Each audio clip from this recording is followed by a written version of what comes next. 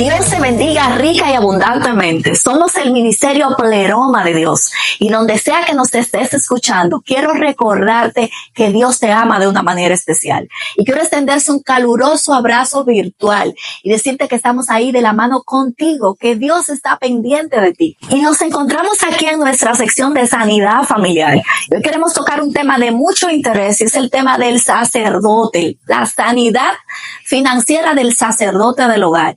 Un tema que es súper interesante y lo vamos a debatir a profundidad con nuestro hermano, maestro y profeta Ramón Cabral, quien se encuentra aquí de la mano con nosotros para que bajo la guianza del Espíritu Santo nosotros estemos desarrollando este tema maravilloso. Qué bendición estar contigo aquí, Yesenia. Gracias por la invitación. Siempre me gusta estar contigo porque precisamente platicamos en ocasiones de temas similares a este y yo creo que en el día de hoy será una bendición para todo este público y para todas las personas que ven tu programa, un programa que yo creo que vino para quedarse como un toque de queda, realmente. Gracias por invitarme. Hoy en día la mayoría de los sacerdotes de hogar están teniendo problemas financieros y esto está repercutiendo en todos los órdenes dentro de lo que es la armonía familiar. ¿Por qué? Porque cuando estamos en escasez, estamos estrechos, estamos alterados anímicamente, no deberíamos de ser así, porque la palabra dice que nosotros debemos estar en todo tiempo gozosos y en paz, pero muchas veces prevalece más la obra del hombre viejo que los frutos del Espíritu. En ese sentido, hoy nosotros hemos venido a hablar contigo sobre principios bíblicos que sanan la economía del sacerdote. Ramón, hay una cita bíblica que nos aclara precisamente cuál es la voluntad del Padre y dice que yo deseo que ustedes prosperen, así como prospera tu alma. Es decir, que la voluntad de Dios es que nosotros como hijos de Él estemos prosperados en el alma, cediendo nuestra voluntad a su voluntad y en las añadiduras. ¿Verdad que sí, Ramón? Sí, correcto. Mira, cuando la Biblia, el apóstol Juan, que es la tercera carta, donde él, la tercera carta que él escribe, en el capítulo 1 al versículo 2, Juan le escribe a un hombre que él amaba mucho, le apodaron el gallo, el amado gallo. Sí. Y él le dice, amado, yo deseo que tú seas prosperado en todo. O sea, que la prosperidad es integral. Todo lo que Dios quiere que sucede en tu vida, que sucede en mi vida, es integral, desde adentro hacia afuera. Y él le dice, así como prospera tu alma. Le está diciendo, como los antiguos, porque Juan era un hombre que conocía los códigos antiguos. Él sabía que estaba escrito tanto en la Torá como en la Tanat, así como en cualquier tipo de libro de ellos, que cuando tu alma prosperaba, automáticamente tenía que hacer prosperar lo físico. Claro, porque es que muchas veces nos concentramos más en la prosperidad que se ve, es decir, la prosperidad del diario vivir, pero no nos concentramos en la prosperidad interna, porque nuestro Dios es un Dios de plenitud. Entonces Él quiere que nosotros estemos integralmente bendecidos en todas las áreas de nuestra vida, no en una sola. Eso es correcto, porque hay personas, como yo he dicho en otros eventos, en otros videos, hay personas que solamente tienen dinero, pero no tienen virtudes internas. No tienen eso de ser felices, eso de estar contentos, de estar gozosos. No tienen esa particularidad que muchas personas han sabido aprovechar, que dicen, bueno, yo no estoy muy próspero económicamente, pero tengo una prosperidad interior que me permite que cuando me junto con alguien yo puedo también influenciar a esa persona de manera positiva. Entonces, en el hogar, como tú empezaste diciendo, se necesita que el sacerdote de la casa, entiéndase, el macho de la casa, el alfa de la casa, el varón de Dios de la casa, maneje un nivel de prosperidad tanto en la parte de adentro como en la parte de afuera. Si la parte de adentro comienza a ser prosperada, obviamente es automático que lo de afuera, porque fíjate qué pasa, todo es espiritual. Como yo decía en un video ayer en mi canal Ramón Cabral Oficial, que por cierto ya lo anuncié ahí sin querer, pero vayan allá. Ahí yo anunciaba y decía que cuando una persona desde adentro está siendo bendecida, en este caso prosperada, le pasa lo mismo que a José. Que José, todo lo que tocaba, dice que prosperaba. Claro, porque lo que pasa es que nos hemos concentrado más en buscar la prosperidad de afuera Mientras que el reino al que nosotros le servimos, lo primero que tenemos que saber es que es un reino espiritual. Correcto. Entonces debemos de trabajar primero la prosperidad del alma. ¿Cuándo prospera el alma? El alma no tiene prosperidad a la luz de la palabra, a menos que no ceda su voluntad a la voluntad del Padre. Eso es. Para que estando en la voluntad del Padre, así como el Hijo estuvo aquí en la tierra todo el tiempo interesado en una sola cosa, la voluntad del Padre, pues automáticamente vean las añadiduras. Vemos a Jesús caminando en la tierra y nos damos cuenta que en los momentos cruciales de su vida siempre operó un milagro financiero. Sí. Nunca tuvo en escasez. ¿Por qué nunca tuvo en escasez? ¿Por qué Jesús pudo mandar a buscar una drama en la boca de un pez? Pues porque él estaba prosperado, sometido a su voluntad, a la voluntad del Padre. Entonces, el primer principio que nosotros debemos de trabajar para la prosperidad financiera, para la sanidad financiera del sacerdote como cabeza de una casa, es someter su alma a la voluntad de Dios. Eso es perfecto, porque si no hay sometimiento, entonces no hay advenimiento. Por eso Jesús dijo en un momento, en el libro de Mateo 6:33, dijo, busquen primero, en primer lugar, el reino de Dios, luego su justicia, y las demás cosas les serán añadidas. Pero dice el Señor, busquen el reino. Ahora, ¿de dónde es el reino? El reino no existe aquí. El reino está arriba. Reino espiritual. Es un reino espiritual.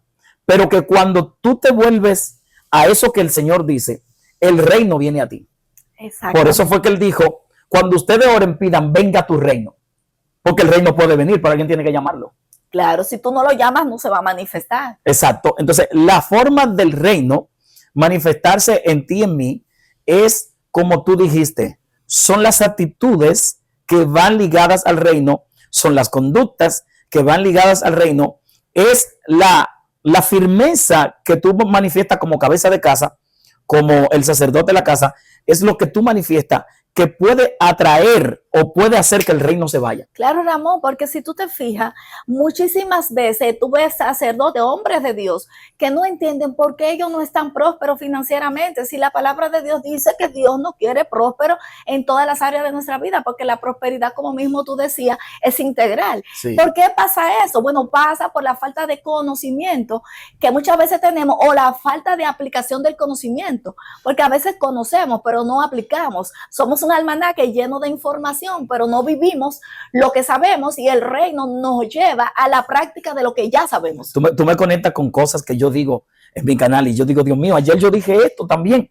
Ayer yo grabando dije, Jesús dijo, si tú tienes fe como del tamaño de un grano de mostaza, tú le dices a este árbol sicomoro, que es un árbol grande con raíces muy profundas, desarráigate y échate al mar y te obedecerá. Y yo preguntaba, ¿ustedes creen que Jesús está hablando de un árbol? No, Jesús está hablando de algo relativo a lo que tú eres en tu interior. ¿Cómo así? Yo soy lo que hablo, yo soy lo que digo, yo soy lo que vivo. Y si yo soy entonces prosperidad, yo tengo que hablar de prosperidad. Entonces, ¿cómo yo puedo atraer ese árbol que está allí y ponerlo en el mar? Número uno, dice el Señor, tienes que creerlo. Y creer no es solamente decir, creer es atraer las cosas, verlas Claro. desde el punto de vista espiritual. Número dos, cuando yo las atraigo porque yo las pensé, entonces yo las manifiesto y ahí se cumple lo que tú dices. Una idea que se queda en un pensamiento se convierte en una teoría. Una teoría que entonces va a lo que tiene que ver con la comprobación y la acción se convierte en un éxito. Claro, porque si Pedro no hubiese obedecido a Jesús yendo al mar a hacer algo que le parecía ilógico, porque si a ti te dicen hoy en día, Ramón, ve al mar y tira un anzuelo, que allá tú vas a pescar un pez y tú con eso vas a pagar un compromiso financiero que tú tienes. Tú como eres un hombre de fe, va y lo hace, pero hay personas que la mente intelectual lo bloquea y dice, no, es que eso no es lógico. Ajá. Entonces, tiene que haber un acompañamiento de una palabra que tú recibiste, que ya está escrita, que es la palabra de Dios, o de una palabra de un profeta, tiene que estar acompañado con una práctica. Si Pedro no va y tira el anzuelo, no trae la drama para pagar el impuesto que había que pagar. Eso es correcto. Yo venía hablando con alguien, venía de camino, venía hablando con alguien. Esa persona me dijo, mira, mi esposo fue que inventó todas esas cosas de comida rápida. ¿Cómo se llaman? Todo lo que es comida rápida. Todo lo que es comida rápida, sí. Él fue que inventó esa teoría, la llevó a los lugares. Y digo, ¿cómo? ¿Cómo va a ser? Y mi esposo también fue que inventó las recargas en Dominicana. Digo, ¿las recargas cuando empezaron fue él? Sí. pero él solamente la teorizó. Él dio la idea, no le hicieron caso, pero gente que dijeron, ok, la idea de él está buena, vamos a llevarla. Y cuando la llevaron a la práctica, ahora son multimillonarios y él no tiene un centavo. Entonces yo le dije, yo parecía como que tú y yo íbamos a hablar de ese tema. Yo le dije, es increíble que hay gente que tienen las ideas, hay personas que tienen la intención, pero no la acción. Y si la intención no se lleva a la acción, se queda en el pensamiento. Y claro, y no produce nada. Y tú vas a ver personas que dicen, pero Dios me habló. ¿Y por qué yo no he visto eso que Dios me dijo? Bueno, porque tú no has accionado, porque la palabra crea.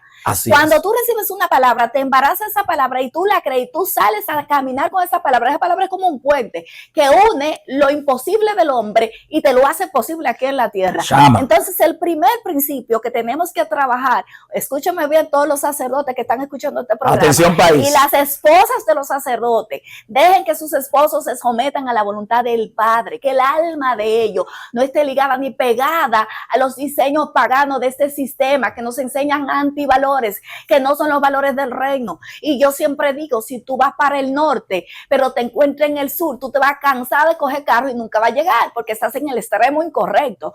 Entonces, si tú eres del reino de Dios y tú estás viviendo con los valores del otro reino, los valores de la corriente del mundo, tú nunca vas a ver lo que Dios quiere que tú veas. Porque lo que Dios quiere es que todos sus hijos estemos bien. Ahora, claro está, no todos vamos a tener la misma cantidad de añadiduras, porque la añadidura está ligada al propósito con el que Dios te mandó aquí a la tierra. Pero sí vas a tener abundancia para vivir holgadamente, para poder suplirle a tu esposa, para poder mandar a tus hijos a la escuela. Y hay un segundo principio, porque todo tiene un código. Y ese segundo principio está muy ligado al tema de ayudar a los que necesiten. Porque recuérdate que la palabra de Dios dice que cuando tú le prestas al pobre, a Dios le presta, ¿verdad que sí, Ramón? Sí, ciertamente. Mira, los judíos, que son los que trajeron todo esto de la honra, ellos tienen 5 tipos de ofrendas. Pero hay una ofrenda que se llama la ofrenda de la ayuda. Las demás son ayudas también, pero esta es específica porque ellos aprendieron que en la Torá dice que no le preste, que le prestes a alguien, que cuando tú le prestas al pobre, le está prestando a Dios. Entonces, ellos buscan siempre una persona que esté necesitada. El judío vive pendiente. ¿Quién está necesitado? ¿Quién necesita? Van a las calles. Si hay un homeless, una persona desamparada, desempleada o que no tenga hogar. ¿Quién necesita? ¿Qué? Una persona que está en una orilla del camino pidiendo. Entonces ellos van y le ofrendan y le bendicen. Tanto con comida, así como también con bebida, así también como con alimento o con dinero. Porque ellos creen en el principio del dar, de ayudar. Entonces, cuando nosotros aprendemos esto, nunca estamos, como decimos en un buen dominicano, nunca estamos sin un peso. Claro, porque nos han concentrado mucho en la cultura de lo que tiene que ver con el hombre viejo del mundo. Nos enseñan a ser egoístas y pensar siempre en nosotros. Sí, ya. Y lo que siempre vivimos pensando es, si yo no tengo para mí, mucho menos voy a tener para ayudar a otros. Y eso es un problema grave. Sin embargo, eso está en contra de lo que dice Dios. El Señor lo que dice es que nosotros estamos aquí en la tierra para prestarle su cuerpo a Él, para que Él, creciendo en nosotros, haga a través de nuestro cuerpo ayuda. ¿Y qué es lo que fue que hizo Jesús todo el tiempo aquí? Ayudar todo el tiempo. Ayudar a todos, a los que no veían, ayudar a los que tenían problemas de diferente índole, a los que estaban endemoniados. Entonces, el ministerio de Jesús es un ministerio de amor, y el amor conlleva ver qué está pasando la persona que te queda a tu lado, porque muchas veces tú estás pensando que no tiene para pagar el alquiler, pero el que está ahí no tiene ni siquiera un alquiler, ni siquiera tiene una casa, duerme en un parque. Es como algunos hijos, y perdóname que te interrumpa, algunos hijos no le dan a sus padres porque ellos dicen, bueno, lo que yo recibí en esta semana como sueldo, ¿verdad? Lo tengo solamente ahí cúbico. Esto es para pagar acá, para dar aquí, pero dejan a papá y a mamá. Y yo le daba un consejo a un joven y le decía, tú no sabes que hay un mandamiento con promesa, y es el único. El único. Que dice, honra a tu padre y a tu madre para que te vaya, número 1, bien, para que tenga larga vida y para que todo lo que emprenda también tenga éxito. Entonces, no, lo que pasa es que yo todo lo que consigo es para pagarlo. Bueno, porque eso está en tu corazón. Cuando el corazón no ha recibido lo que se llama una experticia espiritual, un corte, ¿verdad? De que no se ha anulado esa ambición, no se ha anulado esa codicia. La gente muchas veces vive vibrando en lo que le llaman una parte de codicia, de ambición, pero también en lo que tiene que ver con que me falta, en carencias, en necesidad. Todos tenemos necesidad, pero no a tal modo ni a tal cabo de que podamos negar un favor a alguien, una ayuda a alguien. Y eso ocurre también dentro de las iglesias con lo que es el diezmo, la ofrenda. Háblanos tú Y ese también de es eso. el tercer principio, Ramón. El tercer principio es el cerco que nosotros ponemos a nuestra finanza cuando damos el diezmo. Ahora bien, no debemos de ponerlo porque hay un cerco para nuestra finanza, porque dice la palabra de Dios que si tú no das con alegría, de nada sirve dar. Tú Exacto. tienes que dar por amor, porque tú entendiste que Jesús te redimió, que Él pagó por ti en la cruz del Calvario, porque tú entendiste que respira porque Él te da oxígeno gratis, te dio pulmones gratis. Y entonces tú dices, lo que yo tengo es de Dios, y yo no doy un 10, no, yo doy un 15, yo doy un 20. Si eso que yo doy, mi pastor lo maneja de tal o cual manera, eso es un tema del pastor con Dios. Yo le doy gracias al Señor porque yo me congrego en una iglesia donde mi pastor es un hombre íntegro que rinde informe. Claro. Pero si no es el caso tuyo, tú no tienes que ver ese punto. Simplemente el tema de nosotros es hacer nuestra parte, porque el Señor nos va a demandar por la parte que nosotros no hicimos, no por la parte que hizo otra gente, ¿verdad? Así es, por eso hay personas que justifican y de hecho no se quieren convertir porque dicen, no, lo que pasa es que en la iglesia tú le estás dando el diezmo al pastor. El diezmo no es del pastor. Bíblicamente hay un texto que dice que cuando los diezmos se llevaban en las ofrendas, el padre era quien los recibía, aunque él no los necesite. Porque él lo que está mirando es el desprendimiento del corazón de ese ser humano. Dios no come oveja, pero aceptó la ofrenda de Abel. Claro, y si nosotros entendiéramos a quienes nos conviene realmente ofrendar y diezmar es a nosotros, porque nosotros lo que le estamos diciendo es, todo lo que nosotros somos, te lo debemos a ti. Eso es correcto. Entonces, ¿por qué el hombre de afuera que no tiene esa relación con Cristo, desde que tú le sirves al Señor te dice, pero ¿y por qué tú diezmas? Esos pastores que se están robando el diezmo, porque ellos prefieren dejar que su finanza se la robe el alcohol, se la robe todas esas prácticas mundanas que están ahí, y no se dan cuenta que lo que a ellos les conviene es darle al Dios que lo creó. Y que cada vez que tú le das a Dios, Dios lo que quiere es darte a ti. Hay personas que sus corazones son tan duros que Dios tiene que meterlo en un proceso de dar y de quedarse sin nada para Dios luego darle a ellos. Porque dando es como se recibe. Y es mejor dar que recibir, dice el Señor. Entonces, la forma de yo recibir, dice el Señor, es dando. Claro. Dios me enseñó eso hace muchos años. Yo veía en una visión que yo empecé a darle a las personas y una luz me iluminaba. Yo todavía no había estudiado nada que tenga que ver con hebreo, griego, nada de estas cosas. Y cuando lo estudié me di cuenta que el secreto de los judíos para prosperar es el dar. Y que de hecho, cuando ellos quieren bendecir a una persona que es de su hermano, investigan cómo está ese hermano. ¿Qué tú tienes? Bueno, yo caí en bancarrota, tuve una situación. ¿Y cuánto tú necesitas para levantarte? Necesito 10 millones de dólares. ¿Qué ustedes pueden hacer conmigo? Nosotros lo que vamos a hacer como hermano que somos, te lo vamos a prestar. ¿Y cuánto le doy de interés? Nada.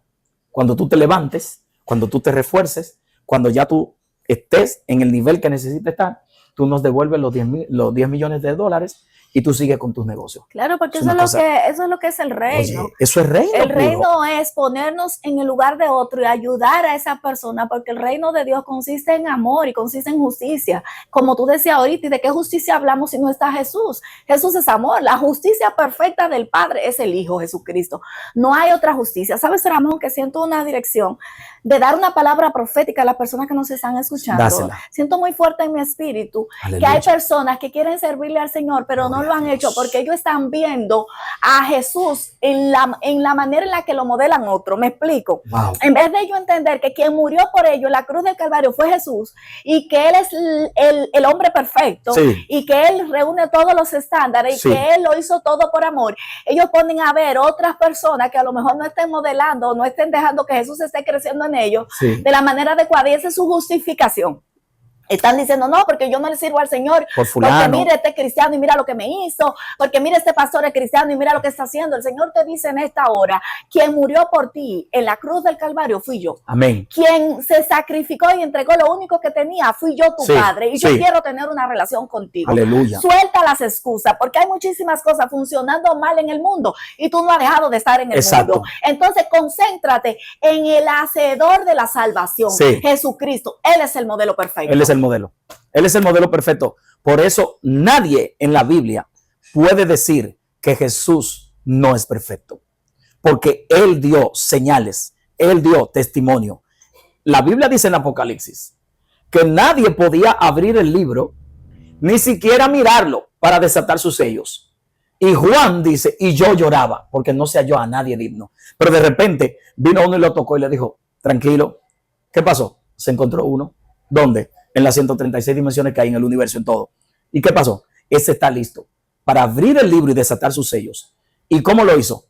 Por el testimonio de él. Claro. Porque el testimonio de él es el espíritu de la profecía. Así mismo. O sea, que la vivencia del maestro es más que suficiente para el hombre ser justificado por la fe y no justificarse para no recibir a Dios de que porque alguien hizo algo. ¿Qué me importa a mí lo que haga el vecino? Si lo hizo mal, a quien yo tengo que mirar es a Jesús, que lo hizo bien. Claro, y te estás perdiendo de todo lo integral que es el reino. Y yo quiero orar por ti, quiero que Ramón me acompañe. Vamos a hacer una oración por ti, pero también vamos a orar por el núcleo de este tema. Vamos a orar por los sacerdotes que están atravesando por problemas financieros. Sí. El Señor nos ha dado legalidad sobre este tema. Ramón tiene un testimonio que un día contaremos aquí de cómo Dios lo ha prosperado a medida que él se ha ido adentrando en los principios bíblicos. Tenemos la legalidad, así como Moisés tenía la legalidad para hablarle al agua. Primero porque Jesús el Padre se la dio, y segundo porque ya él había vencido un proceso del agua. Entonces queremos orar por tus finanzas. Padre amado, en el nombre de Jesús, en esta hora venimos delante del Dios amado, sí, Señor, a declarar una palabra de sanidad financiera, a pedirle al Señor que intervenga con su diestra poderosa en el nombre y de saque Jesús de tu corazón todo impedimento, en el nombre de Jesús, y que te guíe para que tu alma se someta a su voluntad y tú entres en su plena obediencia. En el nombre de Jesús. Oh, gloria a Dios Todopoderoso. Y que esta persona que nos está mirando en este momento, donde quiera que esté, su nombre tú lo conoces. Tú conoces a esa mujer, tú conoces a ese hombre, tú conoces a ese joven, tú conoces ese padre de familia, ese sacerdote de la casa, que en este instante está bajo opresión. Hay entidades que están atacando su economía. Hay espíritus que se han levantado en contra de su finanza. En el nombre de Jesús te pido, Padre, que toda hueste de maldad que vino a atacar la finanza de mi hermano, ese hombre de la casa, ahora mismo retrocedan en el nombre de Jesús. En el nombre y que de Jesús, él, como sacerdote de la casa, entre en un estado de prosperidad, tanto interna como externa. en el nombre de Jesús. Que ese hombre entre en un estado de salud.